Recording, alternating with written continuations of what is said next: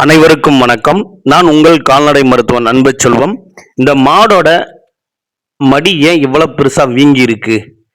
இந்த மாட்டுக்கு என்னதான் ஆச்சு? எதனால இந்த மாடோட மடி இவ்வளவு பெருசா வீங்கி இருக்கு அப்படின்றத நீங்க தெரிஞ்சுக்கணும்னு ஆசைப்பட்டீங்கன்னா மறக்காம நம்மளுடைய சேனலை சப்ஸ்கிரைப் பண்ணிட்டு இந்த வீடியோவை முழுசா பாருங்க. இப்போ வெயில் காலம் வேற ஸ்டார்ட் ஆயிடுச்சுல்ல. ஸோ மாடுங்கள்லாம் என்ன பண்ணுது அப்படின்னீங்கன்னா சாணி போட்டுட்டு அந்த சாணி மேலே வந்து பார்த்தீங்கன்னா மாடுங்க படுத்துக்குது. ஸோ அதை நம்ம என்ன பண்ணுறோம், பால் கறந்து முடிச்ச உடனே நம்ம என்ன பண்ணுறோம், மாடை வந்து கட்டிட்டு நம்ம பாட்டு போயிடுறோம். அது என்ன பண்ணுது அப்படின்னா சாணி போட்டு அந்த சாணி மேலே படுத்துறது. அப்படி படுக்கும்போது அந்த சாணியில் இருக்கக்கூடிய நுண் கிருமிகள் அந்த காம்பு துவாரம் வழியாக போயிட்டு இந்த மாதிரியான மடிநோய் வர்றதுக்கான வாய்ப்புகள் அதிகமாக இருக்கு. ஸோ நம்ம என்ன பண்ணணும்னா 10 மணிக்கு மேலே மாடை வந்து நம்ம மேய்ச்சலுக்கு அனுப்பக்கூடாது.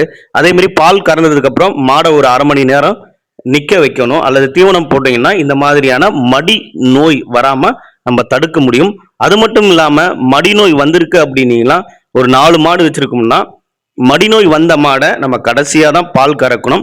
இந்த தகவலை தெரிஞ்சுட்டு உங்கள் மாடுகளை நீங்கள் பராமரிங்க.